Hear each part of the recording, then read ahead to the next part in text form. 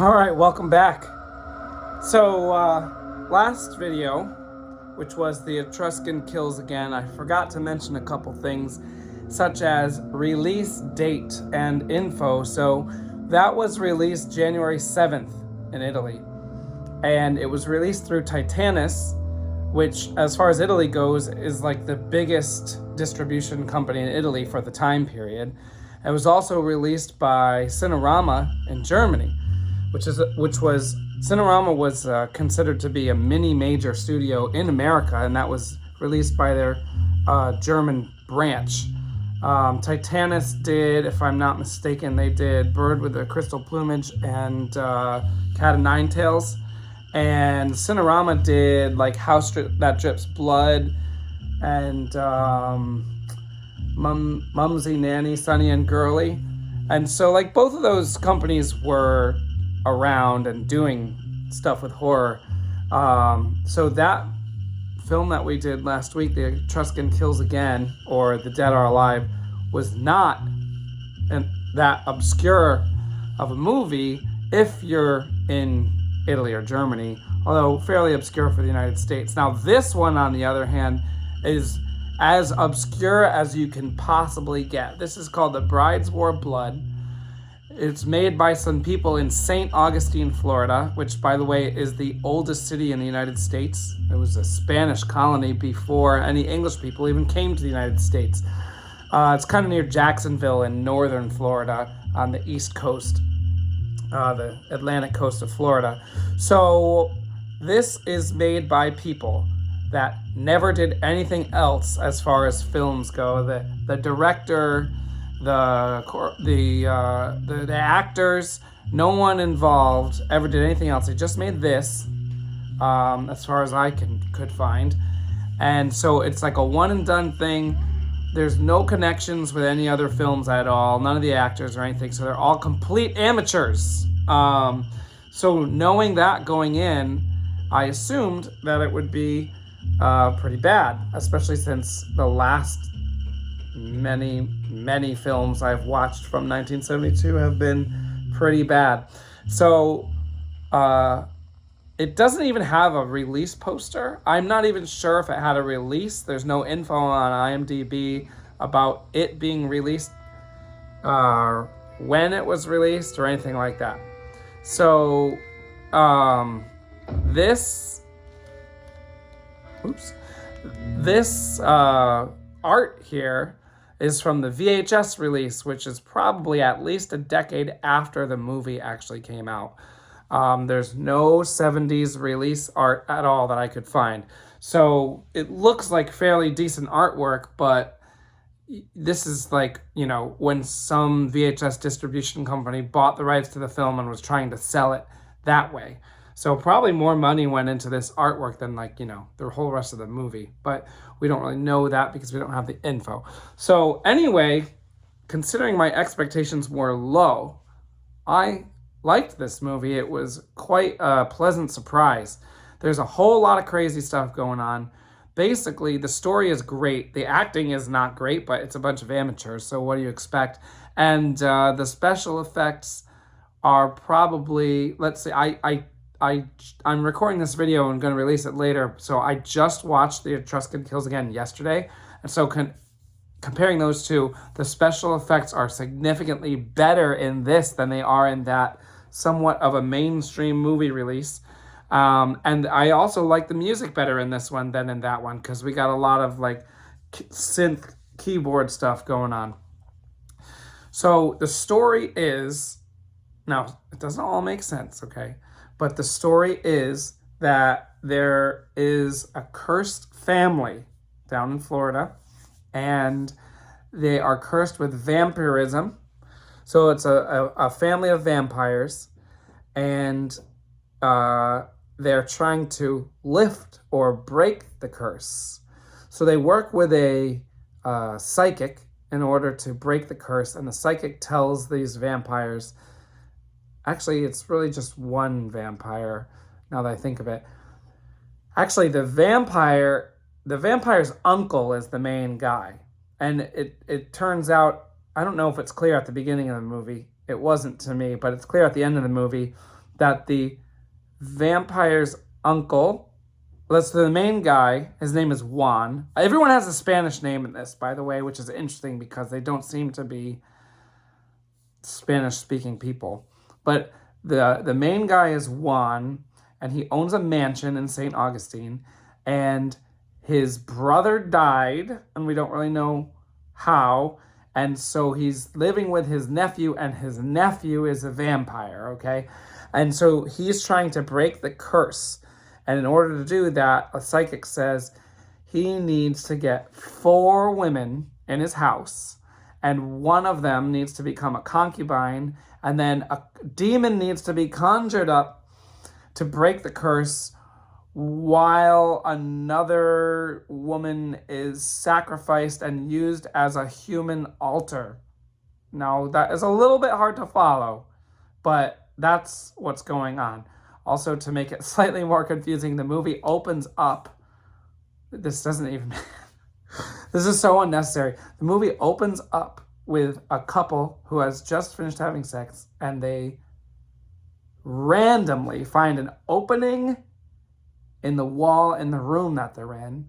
And in the opening, they find a little treasure box, and inside the treasure box is a journal. And then when they start reading the journal, they start reading this story. So theoretically, that guy is the baby that, like, this woman is pregnant with. But, like, you don't see that couple at the beginning ever again in the movie. Like, they don't come back at the end or anything. I don't know what happened there. But anyway, back to the main story. So there needs to be 4 women, which I guess would be the brides of blood, even though none of them get married to anyone at all. They find these random 4 women out in St. Augustine just because they're pretty. One of them is bored with her life. 2 of them are on vacation, and the 4th one is a local photographer. So, by the way, I'm giving this one a 7 out of 10. I'm not going to spoil it. I'm just going through some of the highlights. But, I mean, this is the type of movie where you are going to enjoy it by seeing it. There's no plot twists. It's just like a fun, really low-budget horror movie. But actually, considering the budget, it's pretty good. But anyway...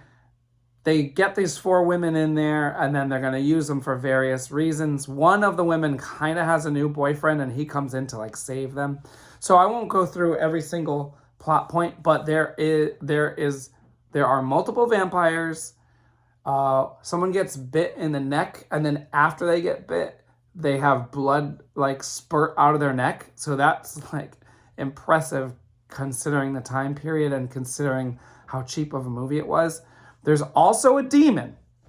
And the demon, I mean, it's not the best looking demon ever, but, like, they did, you know, it's not like it's just a human. It doesn't look like a human. So, you know, there's some effects work there. So there's a demon. That's cool. There's, like, a, you know, heretical sacrifice ceremony going on. A bunch of people get killed in various ways. It's all fun, you know. The music is cool, and there's one part just to note. It's kind of funny. This couple is trapped in the basement and trying to get out, and even though the basement seems to be aptly lit, they somehow find a torch, and they're walking around the basement in a torch. This is just like some house in the 70s. Like, probably the house is older than that, but it's not like a dungeon. There's, like, wood and stuff in the basement. Like, they're walking around a regular basement with a torch. Like, that's kind of funny.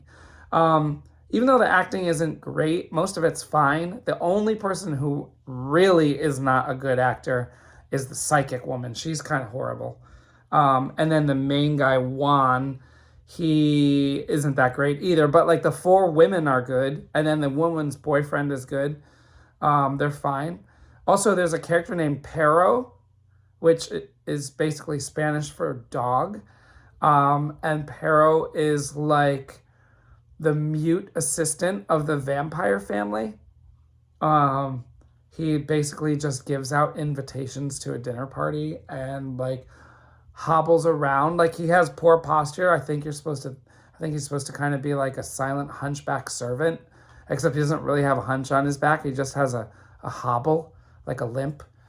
But I like when there's multiple elements of horror all in one movie, even if it's not the best movie ever. I mean, vampire, demon, kind of hunchback, sort of getting trapped in a dungeon. Oh, there's also a part which I don't know. I don't know why they did this. This might turn some people off, but in order to prepare this one for the sacrifice, they have to like inject her with something, and they absolutely injected this woman with something. Like, they show her arm, they show the needle going in, and they show fully inject. There's no cut of the camera. It completely injects her, and then when they pull the needle out, now when I have to get blood work done or something, I don't look because I don't want to see it happen to myself. But when they pull the needle out, there's a hole in this woman's arm, and like blood comes out a lot, kind of a lot. And then they wipe it, and then more blood comes out. Like, I don't think it was professionally done. And I don't know what they injected her with. Water? I don't know. What can you safely inject? I'm telling you, 100% they injected this woman with something in this movie. And she was bleeding a lot when they pulled it out. Because usually when I get blood work done, they pull the needle out and they put a little Band-Aid on it or a little cotton ball. And then like when I take the cotton ball off later, there's like a tiny dot of blood. Like, it's not gushing. Like, this woman had a lot of real blood come out of her arm. Which, of course, 100% gives the desired effect of being creeped out or grossed out or disgusted or having an uncomfortable feeling, because they literally stuck something in this woman's arm and injected her with some liquid. So you're not going to even see that in a higher budget movie, because they'll get some kind of special effect instead. That was a real effect. It wasn't special. It was a real effect. So I would say it's an effective movie, and I bet you for the amount of money they probably spent or didn't spend on it, the amount of enjoyment you get per dollar, that per production dollar, is extremely high. So I back this movie. The Brides Wore Blood. I bet you if it had some kind of release, some kind of theatrical release, like at a drive-in or whatever, which maybe it did, but it's rare to not be able to find the release info. But if it had some kind of release, it probably would have done fine, and maybe the filmmakers would have had enough money to go out and make another film, a better one maybe. So I find it to be unfortunate that we get a lot of boring films in 1972 that have money behind them, and then we get this one, which is actually cool, and they probably, whatever money they spent on it was surely lost. Like, I don't think they were able to recover any money in that year. Luckily for this guy, the guy's name was Bob Favorite. He was the director, writer, producer. Someone else with the last name of Favorite also helped write it, so I assume that's his wife. But he did everything. This guy, Bob Favorite, never did anything else as far as films go. I didn't look it up. I didn't look up to see if he ever did any television work, but he never did any other film work from what I could tell. So anyway, I would go watch this one. You'll probably be able to find it if you know how to use Google. It used to be on Hoopla and Tubi, but it just got taken down. I think last month it was on there, and then April 1st it got taken down. But you can still find it if you look. So I back this one. All right, see you next time.